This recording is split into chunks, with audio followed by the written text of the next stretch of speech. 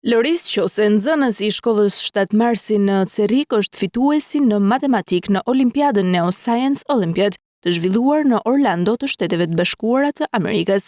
Në të njëjtën garë u rendit edhe i treti në London e kimis. Arritja e tij është vlerësuar edhe nga kryeministri Edi Rama. Në një reagim publik, Rama u shpreh krenar për talentin, pasionin dhe punën e nxënësit nga Cerriku. Ai theksoi gjithashtu rolin e mësuesve dhe përkushtimin e shkollës shqiptare në këtë sukses.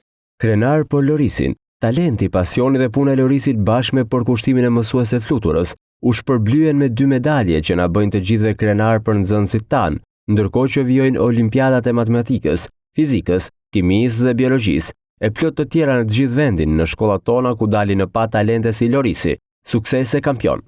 Suksesi i Loris Qoses dhe të tjerëve para tij vjen në kontrast me të dhënat për arsimin në shkencat eksakte në Shqipëri, ku raportet ndërkombëtare tregojnë se shumë nxënës shqiptar hasin vështirësi në matematikë dhe shkenca.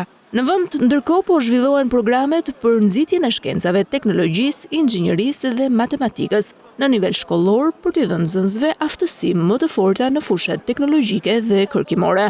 Një tjetër përpjekje është projekti i Smart Labëve dhe klasave digjitale që synon të pajisë shkollat me laborator të pajisur për mësimin praktik të shkencave dhe teknologjisë, duke u mundësuar nxënësve përvojë direkte në eksperimentim dhe përdorim praktik.